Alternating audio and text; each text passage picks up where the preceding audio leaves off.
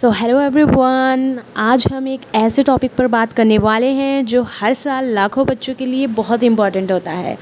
हर साल बेसिकली 3 लाख से भी ज़्यादा एमबीए ग्रेजुएट्स होते हैं जो अपनी एमबीए कंप्लीट करते हैं, बट उनमें से 10+% ऐसे ही बच्चे होते हैं जिनका सिलेक्शन अच्छी जगह होता है या फिर कह सकते हैं हो पाता है।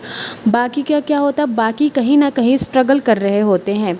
तो आज हम ये समझने की कोशिश करेंगे कि एमबीए करना क्यों ज़रूरी है या क्यों नहीं करना चाहिए। तो सबसे पहला पॉइंट है आपका माइंडसेट। सबसे पहले आप ये बात समझ लीजिए कि जो एमबीए है सिर्फ एक डिग्री नहीं है, ये आपको एक बिजनेस प्रोफेशनल बनाता है। इसके थ्रू आपकी स्ट्रेटेजिक थिंकिंग, लीडरशिप एंड आपकी जो डिसीजन मेकिंग जैसी स्किल्स होती है ये आपको मिलती है। लेकिन ये स्किल्स तभी यूज़फुल हैं जब आपका माइंडसेट भी बिजनेस ओरिएंटेड हो। अगर आप इनोवेशन और ग्रोथ के लिए पैशनेट हैं तो एमबीए आपके लिए बेस्ट हो सकता है। लेकिन अगर आप सिर्फ डिग्री के लिए कर रहे हैं तो ये ज़रूरी नहीं है कि ये आपको सक्सेस दे। दूसरा है फाइनेंशियल कंडीशन। फाइनेंशियल कंडीशन भी एक बहुत ही इंपॉर्टेंट फैक्टर होता है क्योंकि एमबीए की फ़ीस काफ़ी हाई होती है।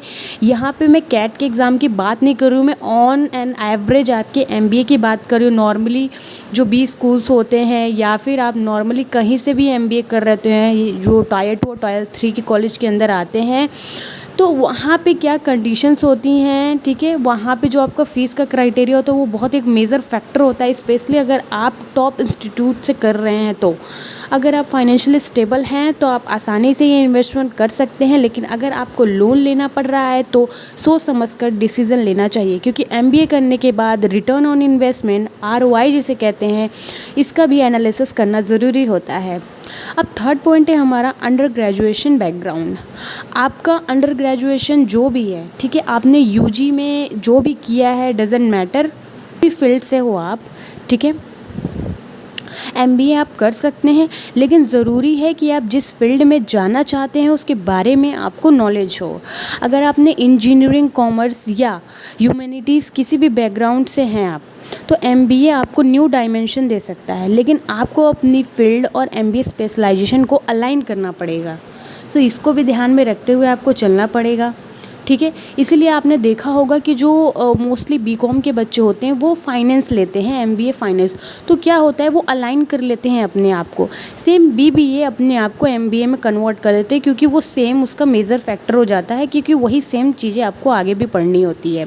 इंजीनियरिंग के टॉपिक, तो इंजीनियरिंग के जो बच्चे होते हैं या तो वो टेक्निकल फील्ड ज्वाइन कर लेते हैं, if I say that like business analyst हो गया, कोई भी एनालिस्ट की प्रोफाइल हो गई, या फिर कोई अदर ऐसे पोस्ट ले लेते हैं।